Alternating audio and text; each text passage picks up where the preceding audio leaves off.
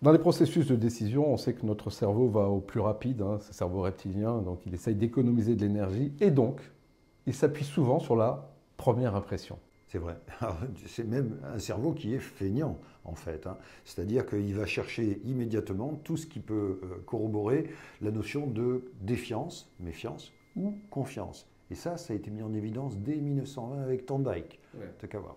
Donc il y a ces trois dimensions hein, qui vont rentrer en ligne de compte, verbal, non verbal, paraverbal, mais qui correspondent finalement, sur la première impression, à des choses particulières. Oui, sur le non-verbal, il y a bien sûr la manière dont on se présente, mais il y a également le groupe d'appartenance. Ouais.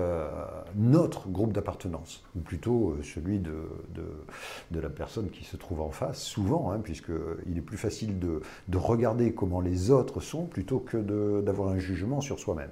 Donc ce groupe d'appartenance, il est très important. Ça va être la manière dont les gens sont habillés, dress code, ça va être comment est-ce qu'ils se sont structurés pour se présenter, comment nous-mêmes nous présentons, le lieu que l'on a choisi pour ces négociations, tout ça, cette notion-là donc de non-verbal est déterminante dans la première impression.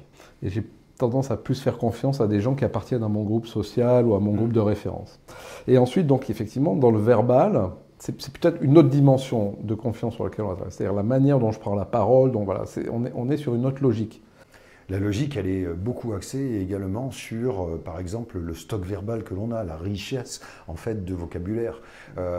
Cette notion de savoir si je vais avoir les mots exacts pour pouvoir dire les choses, eh bien, ça va être déterminant. C'est une compétence qui est probable parce que la personne, justement, a l'air d'être connaisseur, expert dans ce domaine-là. Et donc, en fait, dans cette première minute, effectivement, j'attribue, comme tu dis, cette connaissance probable. Ah oui, c'est un professionnel ou pas.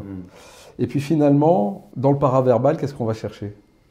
Dans le paraverbal, on sait que ça a une importance qui est à travailler à coup sûr, notamment la notion de tonalité, la vitesse d'élocution, ce qu'on appelle la prosodie, la musicalité des choses, etc. Tout ça, c'est ça qui nous fait dire il y a de la conviction.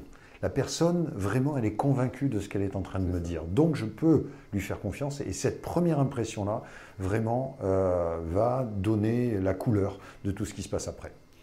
Donc, le non-verbal va plutôt me donner la confiance sur la proximité que j'ai avec la personne, le groupe d'appartenance, on va dire.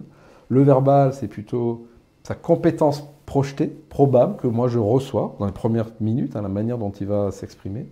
Et puis, tout ce qui est paraverbal, congruence hein, entre ce qu'il dit et ce qu'il fait, c'est sa sincérité, sa conviction de vouloir trouver une solution avec moi. Et ça se fait en 3 minutes. La première impression. Super. Donc ça se travaille. Et oui. Et ça s'apprend. Et ça s'apprend, bien sûr. C'est pour ça qu'il faut qu'on vienne en débattre. Merci Christophe.